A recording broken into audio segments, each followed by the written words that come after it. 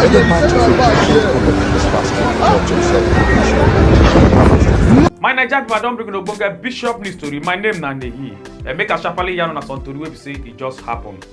The Nigerian police talk person wey im name be Olumiwa Adejobi don come out to come talk say Nigerian police don succeed to bring back a what you dey call extradition one Mr. Benjamin Best Nanyerigo aka Killer Boy from inside Doha for Qatar, and Killer Boy na im run comot after we be say im buy one Miss Augusta Osaodio take buy for inside the house. And on Saturday wey be April 19, 2025, Nigeria Calabar police come out come yarn say they don finally take carry am take come back Nigeria to come face the law. This 100-level student of University of Education for inside Wenemba for Ghana don come by himself after when he discover say im girlfriend dey knack kpekus with another man wey be cheating, and him by himself after when he come use rope take tie himself for neck wey dey call hanging, and they come take brutalize on Wednesday, April 16th, 2025. About 390 repentant Boko Haram members don come graduate from the federal government de-radicalization, rehabilitation, and also reintegration program for inside Gombe State. And on Thursday will be April 17, 2025, for Nigeria Army come out come yarn this talk. Another batch of repentant combatants passed through the torch of self-conviction with a promise not to participate in any activity that is counter to the unity of the country. Reflect back, I see that what I'm doing is not good. That is why I felt to just repent to the Almighty God and leave what I'm doing. It's better for me to go and stay in peace with everybody. Go through a well-structured de-radicalization, rehabilitation, and reintegration program. The Osun State Amotekun Corps don come catch 26-year-old criminal wey im name be John Oba with im gang members dem after we say escape comot from inside police cell come go do armed robbery. Na so dem come catch am for Osogbo with plenty of im gang members dem. The Edo State Governor wey be Monday Okpebolo don come out to come beat im hand for chest to come dey talk say any kidnapper wey be say dem go catch again say na death penalty and na by hanging na im dem go take by the kidnapper. Come talk say im ready to sign the death warrant of any kidnapper wey they catch. Now be small something as plenty people don't come by after one building where we say one local restaurant today under for inside Oremota Street for Ojodu Berger area for inside Lagos State come for collapse on this morning will be April 19, 2025, and according to how they hear the story, the building take for collapse around that early in the morning, 8 a.m. in the morning. But plenty people don't even gather to try to rescue people them. We see that they under the building we see it collapse.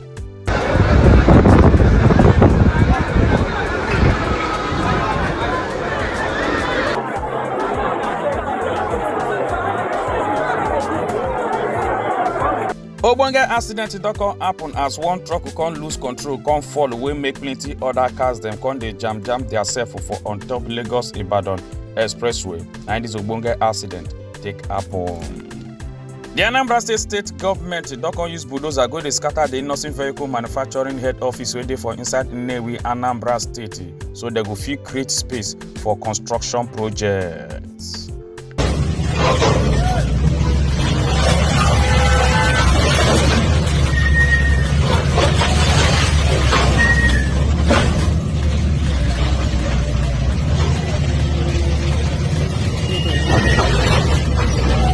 Ondo State Commissioner of Calabar Police wey bin Winfred Olakunle Afolabi don come out to come deny say the first lady car convoy not poof by any 10-year-old girl, say because the motor wey say poof by the 10-year-old girl say e no follow for the first lady convoy car. Come dey talk say the first lady convoy car already don pass dey go where dey go before this ogbonge accident come happen. As im come dey talk say I wey see and I come out come yarn this story like this.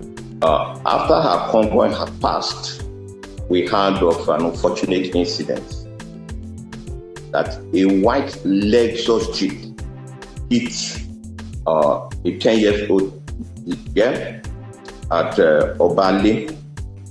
Eyewitnesses I met there confirmed that the vehicle wasn't in the First Lady's convoy.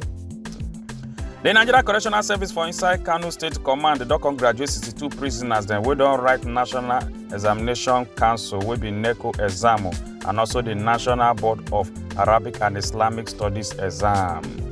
WhatsApp don come yarn say they don upgrade their app and e no go fit work for some iPhone dem wey say dey use iOS version and the iPhone dem wey dey below 15.1 wey be iPhone 5X, iPhone 6, iPhone 6 Plus. Dem no go fit dey use WhatsApp again because WhatsApp don upgrade their app. The former Labour Party presidential candidate for 2023 general election will be Mr. Peter Obi on Friday, will be April 18, 2025, don visit Quadri Alabi, will be the small boy wey stand for front of him convoy car during wey be say in dey do in campaign before the election. And the boy they accuse and say in now armed robbers, Ikoloba police call arrest and come they carry him, they go court. As Peter Obi come hear the story, come even join body, come make sure say the boy they go release and come out, and they release the boy come out on April 17, 2025. Senator Orji Uzor Kalu don come challenge the people of Abia State as he come dey talk say Abia State na for APC and they go work hard to make sure say President Bola Ahmed Tinubu go win for inside 2027 for inside Abia State. He say because President Bola Ahmed Tinubu not happy for wetin dey happen for inside Abia State, but he not really talk wetin dey happen for inside Abia State wey make President Bola Ahmed Tinubu not dey happy about am. To see President Tinubu, he was not very happy on the situation of Abia. And I gave him my word that we are going to work hard. We are going to work hard to bring back Abia to be very strong union like any other state. We are in government. Everybody must rule with us. If anybody doesn't want to rule with us, we rule him. So it's better they join us to rule with us. So the Ogbonge Nigerian musician will be Portable aka Zazu don come win the Ogbonge Nigerian musician will be Speed Darlington aka Akpe for top the celebrity boxing fight on Friday will be April 18th, 2025. Now so Speed Darlington come out come dey talk say be like say Portable use juju for am say because they just dey fight he never even tire but he just notice say him hand don break it. Say na so they call advice and say may not continue the fight because if he continue say that one be say him hand go break patapata and na surgery he go call undergo. Say now wetin make am just jelly can't stop the fights. I